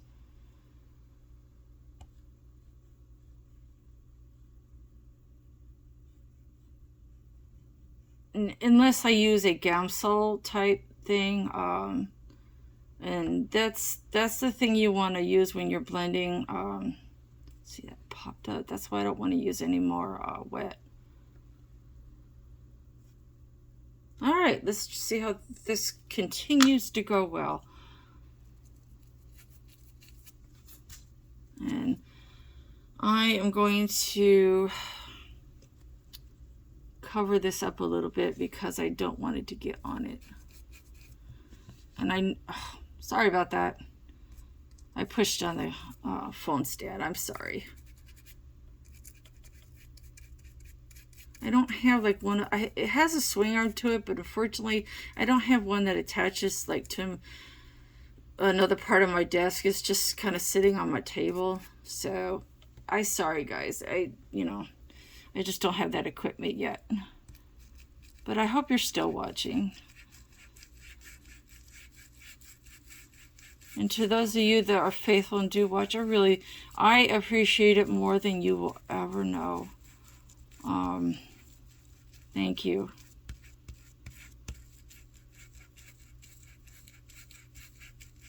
And I can see it is tearing at the paper just a little, but not too much. And I'm going in circles right now because I'm close to something. So, and I kind of want to make those clouds fluffy. And so that's why I'm kind of,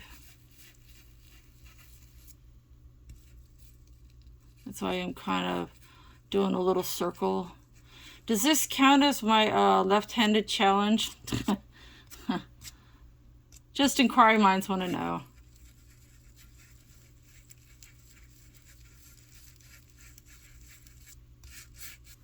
I can see where it is sort of taking some off, but it's fine. As long as it doesn't like completely tear it, it should be fine. I'm gonna get some of that off.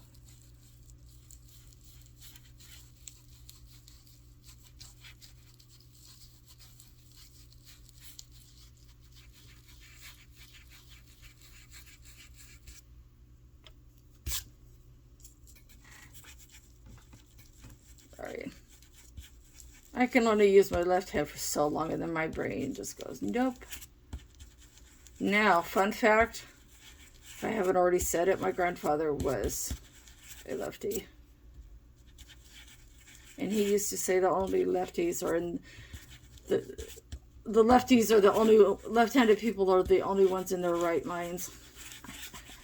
Now, I'm not worried this is all starting to run together because I have a plan now.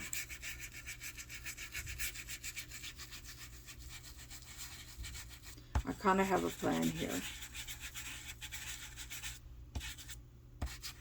Because I see what's happening. I see how the paper is reacting, and I kind of got a plan. So, what I'm gonna do is make sure that I get the stuff that's close to the little chimney.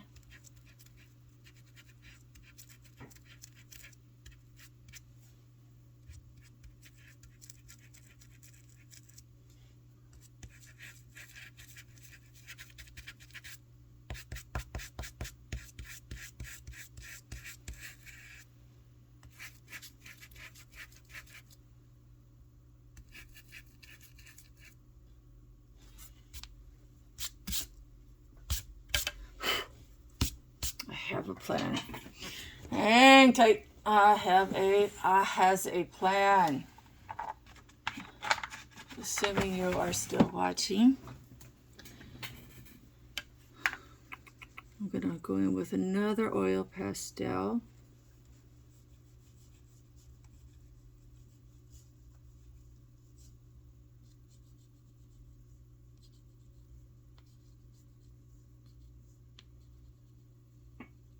And I'm going to use little circle patterns.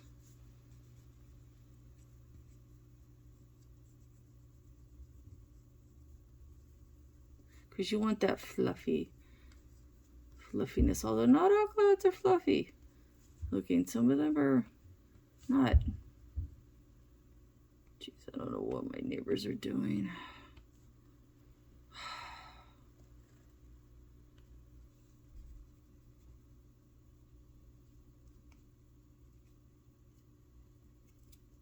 And don't worry if you get a little of your oil pastel on your picture. If you're careful, just get a Q-tip and gently wipe it away, see? And you can also use it to blend if you want, like tight areas. I go to the, for the regular ones, I go to like Dollar Tree or something, get them. Now the pointed makeup ones, I either get online or like at a pharmaceutical place like Walgreens or whatever. So that's kind of how that goes. They're worth it too, believe me. You cannot get those at a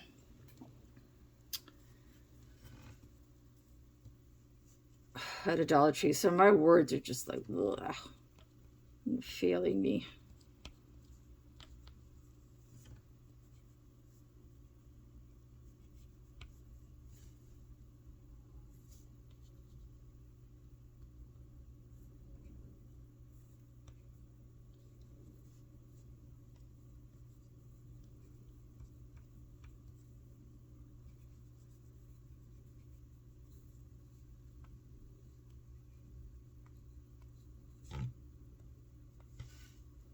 You see how I has a plan. Look at that. See?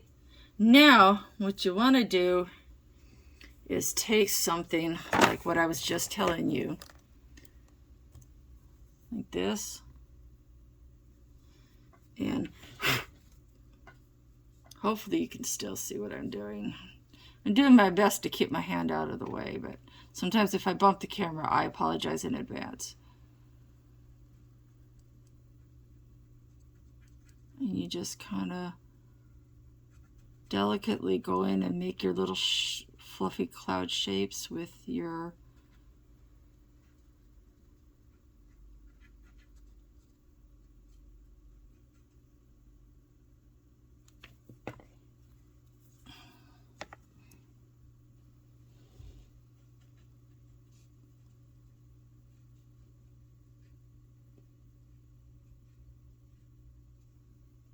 sometimes you might have to push a little harder than others. It depends on how much oil pastel you've laid down.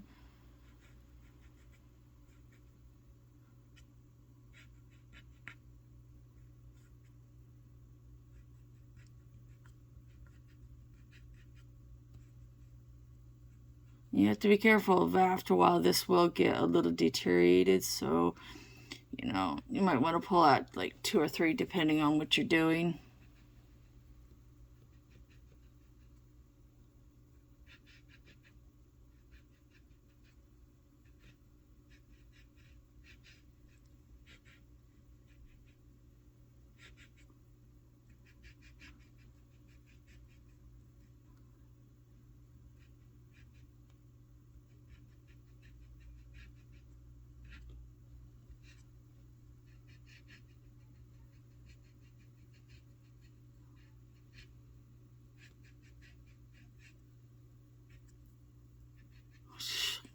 The neighbors are doing.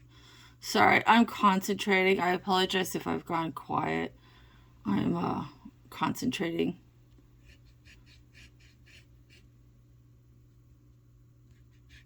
So, sorry. I'm super focused.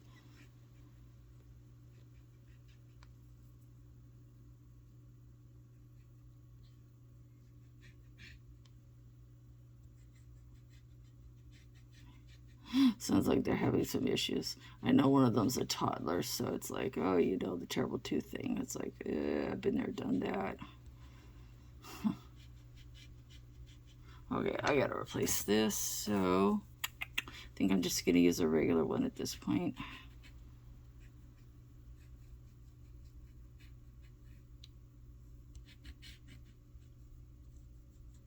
Be careful that it hasn't gotten so worn that you could feel the stick part of it, because then you really definitely need to change at that point. Or you'll just end up causing bad things to happen.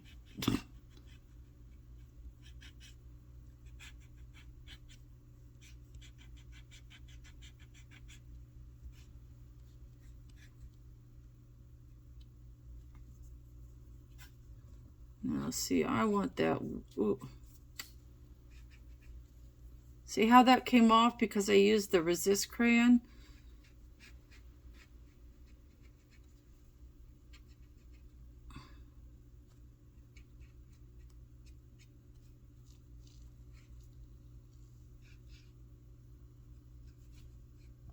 Oops, sorry. I wish I could show you guys how I have my sort of, it's kind of half on my drawing board and half off of it, so sometimes I kind of unwittingly sort of knock it around. I do apologize. I'm sorry. Wow. Not bad, right? I think a slightly darker, hold on, I hadn't planned on using these, but it seems to be sort of doing the trick, so I'm gonna grow with it. Sometimes, you know, the best part is just learning to kind of adapt. You know what I mean? And just knowing when you need to switch gears and try something different. That's how you grow as an artist, just when you say, you know what, this is not quite working. Maybe I need to try something different. And that's how you grow.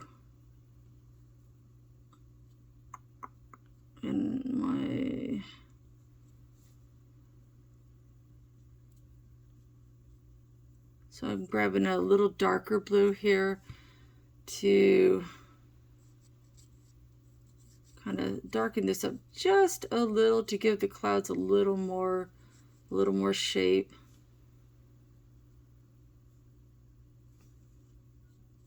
Not too much more though.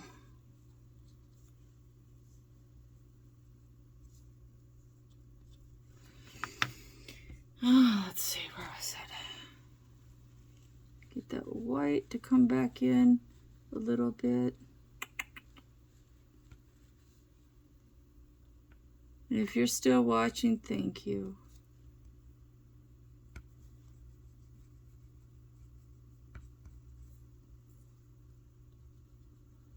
I'm going to go back over these just a little bit.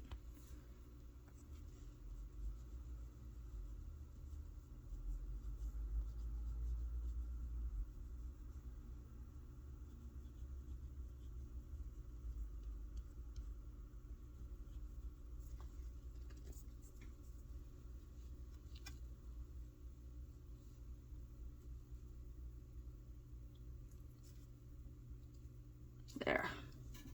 Now let's try this again. This time I think I'm going to grab a clean Q-tip. And I think I'm not going to use this anymore because I think that it's not fine enough a detail.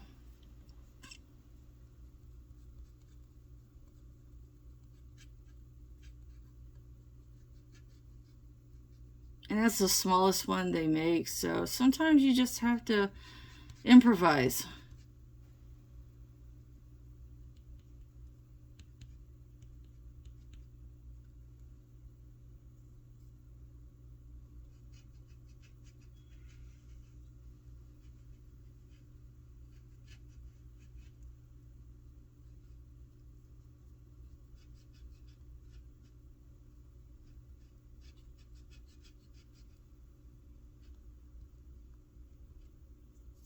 Now to do this other side, here I'm going to switch.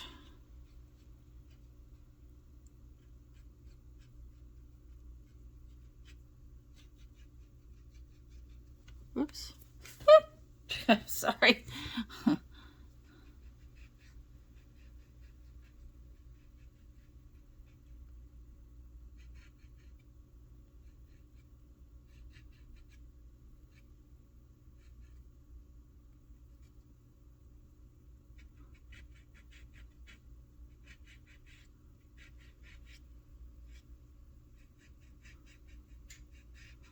This is how I make clouds sometimes. I promised you something cool at the end if you just kept watching, and this is it. Now I'm going to grab a different one. Whoops, don't need a pointed one at this point because I want that nice soft look.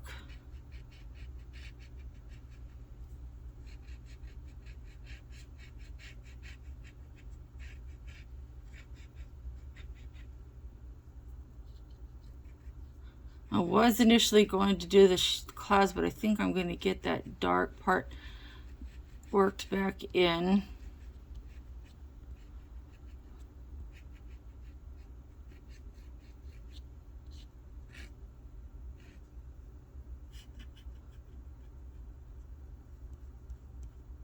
You do have to be careful. Oil pastels can be very abrasive to paper, even, you know, heavy sturdy paper. And this is not pastel paper, so you really do need to be mindful of, you know, keep an eye on your paper, just eyeball it, and you'll be able to see when it's, you've worked enough in it and the paper has had all it's going to take. You just, will know. You got to trust your instincts. It's like I'm learning to trust mine. I haven't figured out how to make a super short video yet, but that's okay.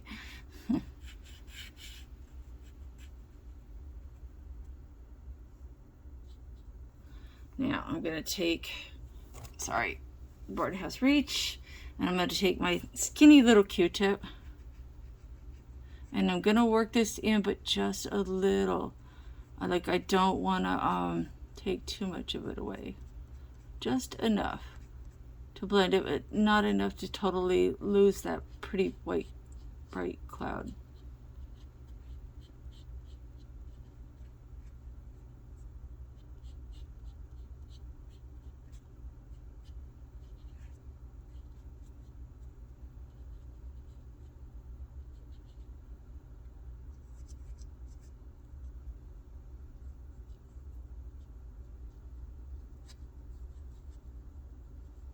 And I've gone back to doing the little circles.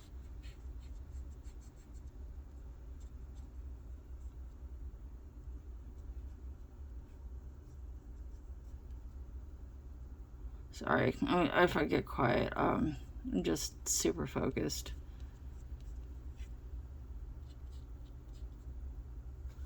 Ta-da!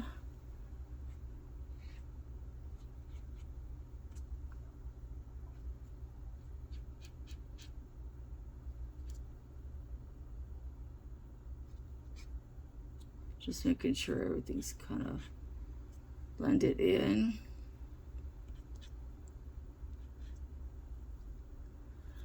Wow. So I'm going to put some finishing touches on this. I think, because I don't want this video to be like hours and hours and hours long.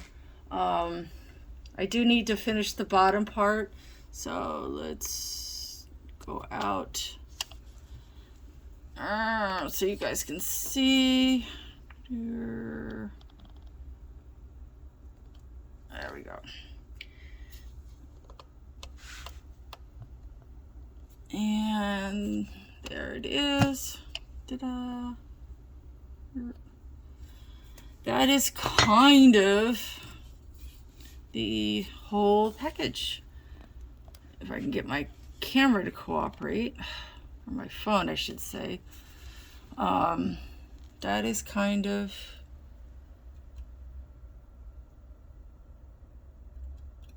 I just got to do this bottom part and kind of blend this in a little bit more, but that was the big surprise. Isn't that cool? And they're so fluffy looking. So yeah, let me get my camera set back down. Yeah, what do you think? Pretty good, right? All I need to do right now is just do this bottom part and kind of blend this out a little bit, and I think I would call it done.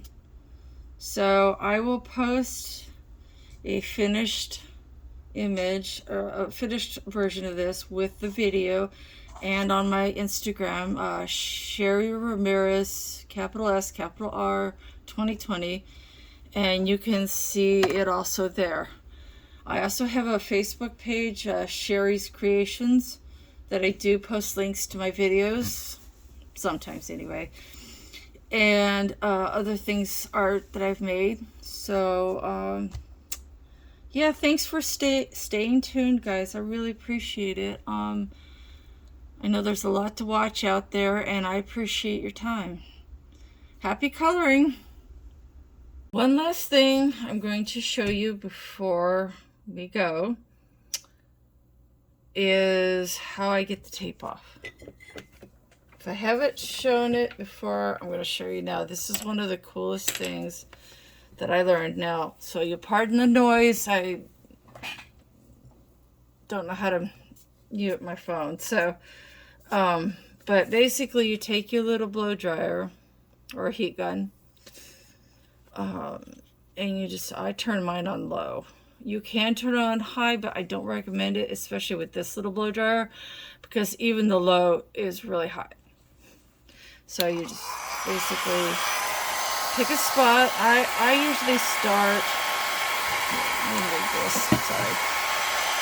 And I just kind of find a corner, and I just leave it there for a minute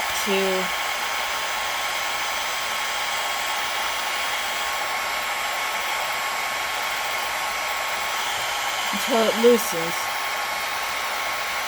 Like it did at the top when I didn't want it to. So you can see it's already starting to come up. Now this part's not such a big deal because it's like a second layer I had to put on. Stick it on there.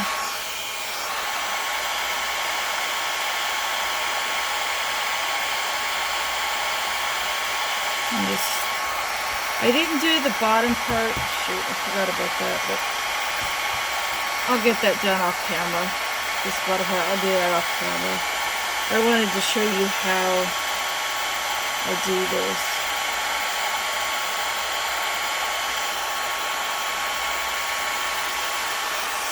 And you just let the heat from the gun sort of melt the glue.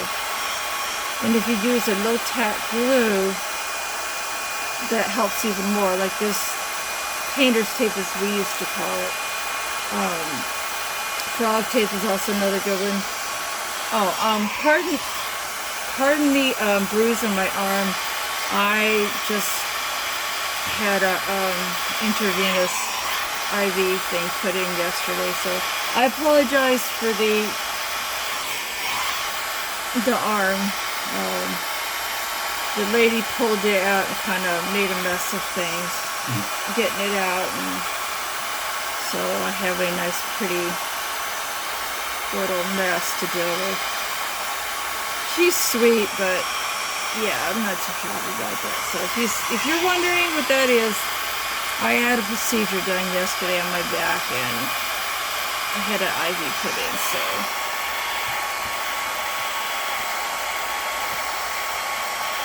Sometimes that will happen, unfortunately.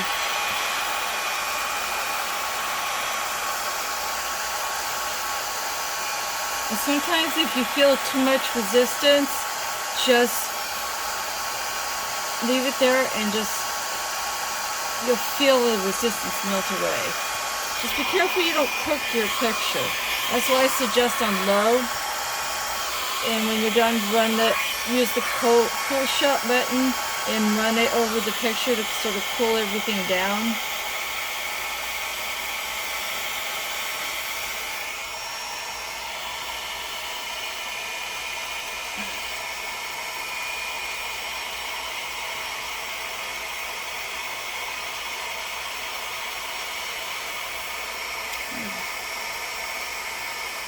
I was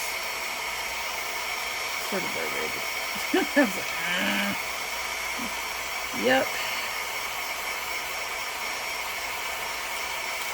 I messed part of my picture up and got a phone call right about the same time. So I'm sort of grumbling under my breath because I was thinking about it.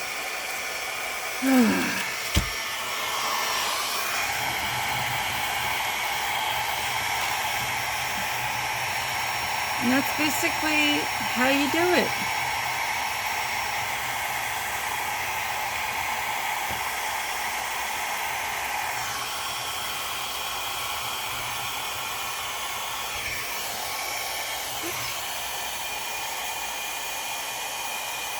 This is not something you can rush, though. You gotta really take your time and pay attention. And take your cool shot and run it over it, just to kind of cool your paper down. It helps everything to settle down.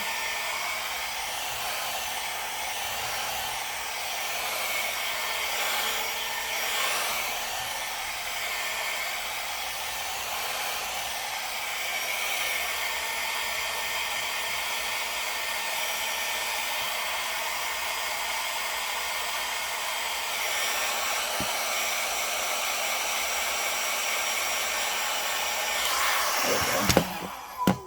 And there it is.